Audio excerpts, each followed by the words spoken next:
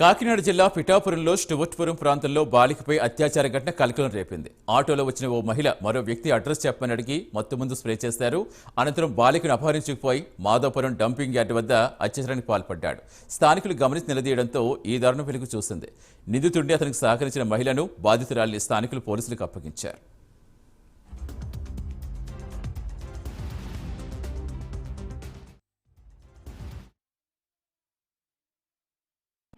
చూసాం అది కాదు వచ్చిన పిల్ల ఆ పిల్ల అంటుంది ఇలాగని ఈ ఆట ఎందుకు వచ్చేది అది తెలిసిన అనుకో ఏదో అడుగుతుంది. మీరేమంటున్నారు ముందు అన్నది ఆ పిల్ల చెప్పినా కదా మేము చెప్పినా మేము ఆ పిల్ల చెప్పినా కదా మరి ఆ పిల్ల చెప్పినా కదా మేము చెప్పలే కాదు కదా.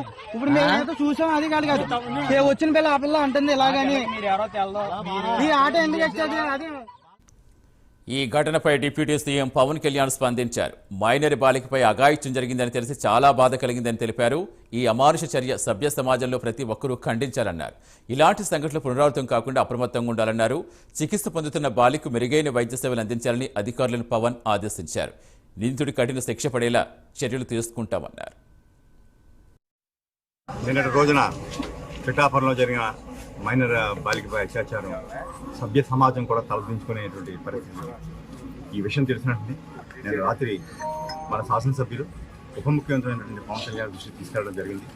వారు అధికారులందరికీ కూడా ఆదేశాలు ఇవ్వడం జరిగింది. ఈ నేరానికి పాల్పడ్డ వాళ్ళు ఎవరూ కూడా తప్పించుకోవడానికి లేదు. వాళ్ళు ఉన్న చట్టాల ప్రకారం తీవ్రంగా శిక్షించాలని చెప్పి ఆదేశించడం జరిగింది. వారి ఆదేశానుసారం నేను పొద్దున 11 గంటలకు హాస్పిటల్కి వచ్చాను, కానీ అప్పటికే వారు కాకినాడ వెళ్ళారు.